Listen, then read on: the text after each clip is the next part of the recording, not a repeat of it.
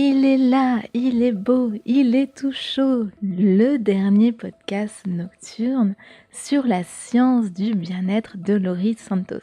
Et oui, chers compagnons de la nuit, il est déjà temps, non pas de nous quitter, il y a d'autres podcasts à venir, mais il est déjà temps de mettre un point final sur cette série de podcasts sur la science du bien-être de Laurie Santos, qui, je vous le rappelle, est psychologue et professeur à l'université de Yale.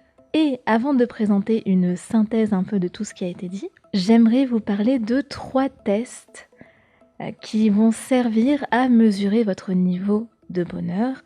3 tests que je vous invite fortement à faire, en particulier le dernier. Alors le premier test, c'est le test PERMA, P-E-R-M-A, qui signifie Positive Emotion pour le P, E pour engagement, R pour relationship, donc les relations, M pour meaning et A pour accomplissement. C'est une enquête de 23 questions, donc qui mesure ces 5 piliers, P, E, R, M, A, et qui vous donne déjà une première indication de votre niveau de bonheur.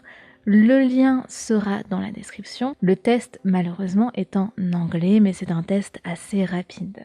Et ce test, il avait été porté par Butler et Kern en 2016, qui expliquait que c'était une façon de mesurer brièvement le niveau d'épanouissement. Donc, ce sont des questions qui sont destinées à vous donner une vision, on va dire, instantanée de votre niveau de bien-être. Et si vous êtes un petit peu curieux, vous voulez savoir quel a été mon score, eh bien, je ne vais pas vous dire mon score pour chaque point, mais mon score de bien-être général est de 7,13 sur 10, ce qui est pas mal. Mais c'est vrai que ça va, écoutez. Je ne sais pas si vous vous posiez la question, mais oui, je vais plutôt bien. Et quand je fais des podcasts avec vous, je vais encore mieux. Et je voudrais aussi vous rajouter ce point-là, c'est que dans le test, dans le lien que je vais mettre dans la description, ils ont rajouté des points en plus. Donc vous avez le PERMA, vous avez également H pour Health, donc la santé. Vous avez N pour les émotions négatives, donc Negative Emotion. Vous avez L pour Loneliness, donc la solitude. Et puis à la fin, vous avez votre score général. Et en étant à 7,13, je suis dans la fourchette normale. Voilà. Quand vous avez entre 6,5 et 7,9, on considère que vous êtes à un bonheur acceptable.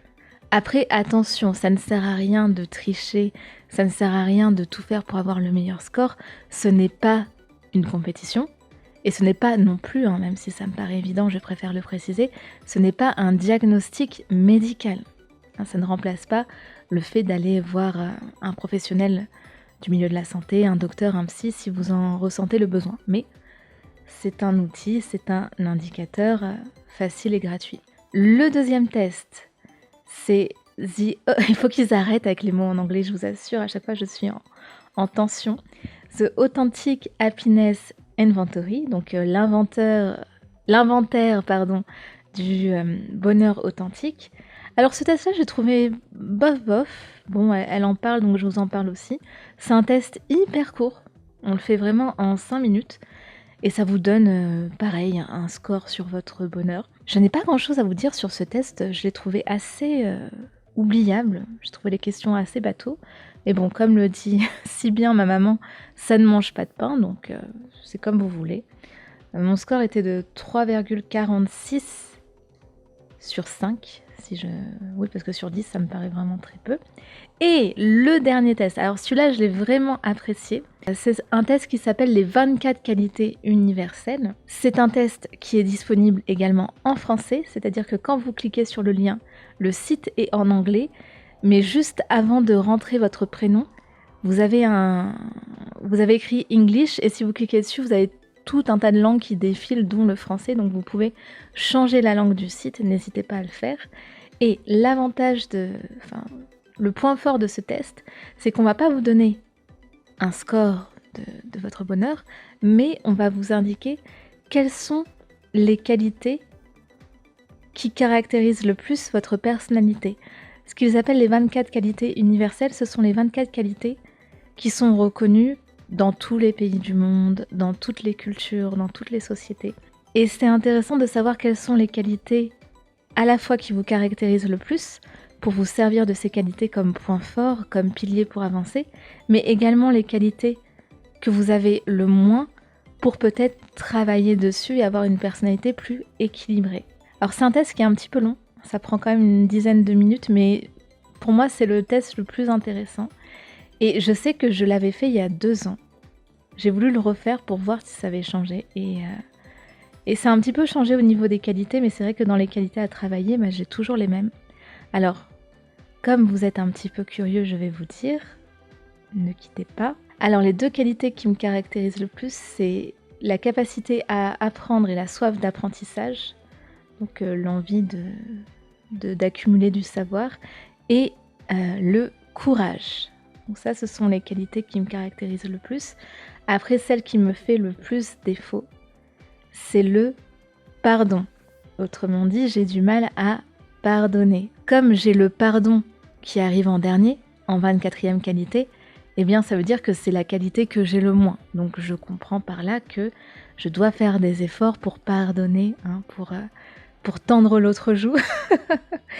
Et c'est vrai que ça m'avait un petit peu étonnée au début parce que pour moi, ne pas pardonner, c'était être rancunier, créer des stratégies pour nuire à quelqu'un qui nous a fait du mal, élaborer des plans machiavéliques. Et je ne suis pas comme ça parce que j'estime que c'est une perte de temps.